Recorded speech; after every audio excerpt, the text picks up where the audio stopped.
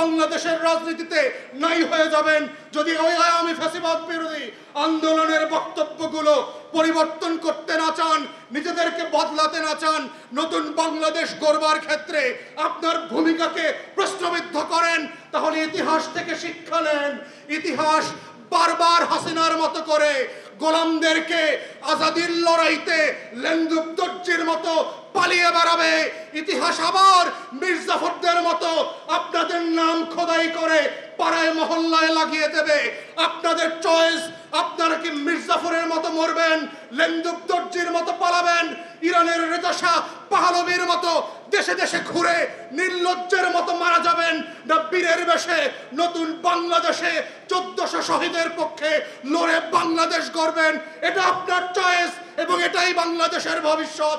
এটাই 5 কোটি তরুণে দেয়ালে দেয়ালে লিখে সেই বাংলাদেশের কথা বলে গেছে। এই বাংলাদেশের বাইরে নতুন কোনো বাংলাদেশ হতে দেওয়া হবে না। এই বাংলাদেশ হচ্ছে দায়দারদের বাংলাদেশ। এই বাংলাদেশই হচ্ছে 24-এর আগামী দিনের বাংলাদেশ। এতই ব্যর্থ হয়েছে মে জুনে যে তাকে সফর কাট করে চলে আসতে হয়েছে। 2 দিন আগেই সে চলে আসছে অসুস্থতার কথা বলে।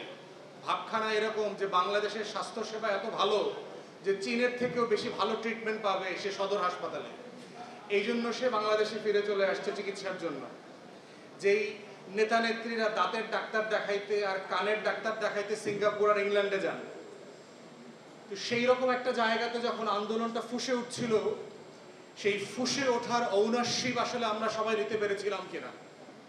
আজকে যারা বাংলাদেশে আমরা বড় বড় অংশীজনের দাবি করছি, আমরা যারা দাবি করছি যে আমরা জুলাই আগস্টে এই রকম সেই রকম বীরত্বের ইতিহাস রোল প্লে করেছিলাম, গত বছর এই সময় আমরা সবাই আলেকজান্ডার দ্য গ্রেট আর নেপোলিয়ন বোনাপার্টের মতো করে বাংলাদেশের পাড়ায় মহল্লায় আন্দোলন গড়ে তুলেছিলাম, যারা বলবার চেষ্টা করছে যে আমরা হইলাম সেই রকম বিজয়ী বীর, যারা আন্দোলনকে অস্বীকার করে করে সারা বাংলাদেশ চষে বেরিয়েছিলাম, তারা আজকে বাংলাদেশে বলবার চেষ্টা করছে তাদের বক্তব্যের বাইরে কোনো সংস্কার হবে না, তাদের বক্তব্যের বাইরে কোনো ঐক্যমত হবে না। কিন্তু তাদেরকে আমরা গত বছরের ক্যালেন্ডারের পাতায় পাতায় খুঁজে পাই নাই যে তারা কিভাবে এই আন্দোলনকে অন করছে। তারা তাদের অনেক নেতাদের বক্তব্য শুনেছি, তারা বলেছে যে আন্দোলনের ভিতরে চক্রান্ত আছে, এটা আওয়ামী লীগ পরিকল্পিতভাবে আন্দোলন করিয়েছে, বেইজিং এর দিল্লির ব্যর্থতা ঢাকবার জন্য শাহবাগে নাটক করা হচ্ছে।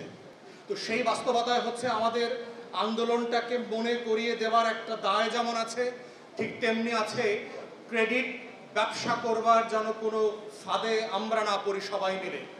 কারণ বড় বড় আন্দোলনকে ঘিরে ক্রেডিটের রাজনীতি করতে গিয়ে এই বাংলাদেশে দেখেছি যে 71 কিভাবে স্পিরিট থেকে হারিয়ে গিয়ে চেতনা ব্যবসায় পরিণত হয়ে গেছে। 71-এর নায়করা কিভাবে দায়িত্ব পালন করে ব্যর্থ হবার পরেও ব্যানারে ফেস্টুনে পাড়ায় মহল্লায় নেতা আকারে স্বীকৃতি পেয়েছেন। সেই জায়গা থেকে আমাদেরকে 24কে মূল্যায়ন করতে হবে, যেটা যদি ব্যানার ফেস্টুনে হারিয়ে না যায়, আমাদের শহীদরা যেন নম্বরে পরিণত না হন। আমাদের প্রত্যেকটা শহীদ হচ্ছে এই আন্দোলনের সবচেয়ে বড় মাস্টার মাইন্ড। এই 1400 শহীদের বাইরে বাংলাদেশে 24-এর কোনো মাস্টার মাইন্ড নাই। আমরা সবাই হলাম 24-এর কর্মী। এর বাইরে হচ্ছে এখন দায় এবং দায়িত্বের কথা। আমরা 24কে কিভাবে ধারণ করছি, দায়িত্ব পালন করছি, 1400 শহীদের রক্তের হিস্সা দিয়ে কিভাবে নতুন বাংলাদেশ গড়ছি, সেটাই হচ্ছে অবদান এবং ক্রেডিটের রাজনীতি। আমরা কি কোথায় মিছিল করেছিলাম, কি করেছিলাম, এই 71-এর মতো করে যেন কোনো চেতনা ব্যবসার ফাঁদে আমরা না পড়ি।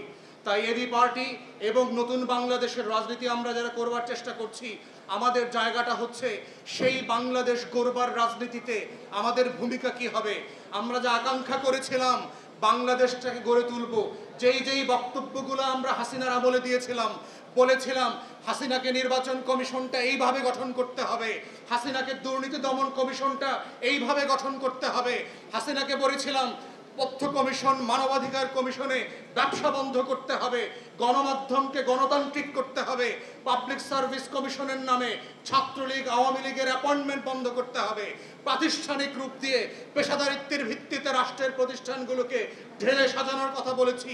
সেই স্বপ্ন আকাঙ্ক্ষাকে, সেই দাবিগুলো যখন হাসিনার কাছে করেছিলাম, আজকে সময় এসেছিল, সুযোগ এসেছিল সেগুলো আমাদের হাতে বাস্তবায়ন করবার। কিন্তু আমরা দুঃখজনকভাবে দেখতে পাচ্ছি হাসিনা যেই কারণে যেই যুক্তিতে সেই সংস্কারগুলো করতে নারাজ ছিল, করতে রাজি হয় নাই, সেই শব্দে, সেই ভাষায়, সেই যুক্তিতে আজকেও দেখতে পাচ্ছি বাংলাদেশের রাজনৈতিক দলগুলো সংস্কারে বাধা দিচ্ছে, দ্বিমত পোষণ করছে। এটা 1400 শহীদের পক্ষে, গণ অভ্যুত্থানের পক্ষে শক্তি হওয়ার কোনো লক্ষণ না, এটা গাদ্দারির লক্ষণ এবং আওয়ামী ফ্যাসিবাদ নতুন করে ফিরে আসার লক্ষণ।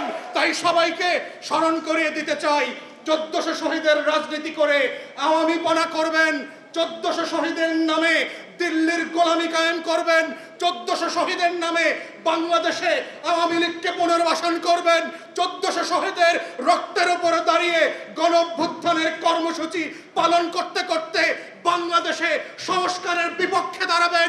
সেই বাংলাদেশ আমরা হতে দেব না, খোদার কসম। সেই বাংলাদেশ আপনাদেরকে প্রত্যাখ্যান করবে, যেভাবে আওয়ামী লীগকে, শেখ হাসিনাকে, শেখ পরিবারকে প্রত্যাখ্যান করেছে, শেখ পরিবারের মূর্তি ভেঙে ভেঙে যেভাবে আওয়ামী লীগের রাজনীতিকে নাই করে দিয়েছে, আপনারাও বাংলাদেশের রাজনীতিতে নাই হয়ে যাবেন যদি ওই আওয়ামী ফ্যাসিবাদ বিরোধী আন্দোলনের বক্তব্যগুলো পরিবর্তন করতে না চান।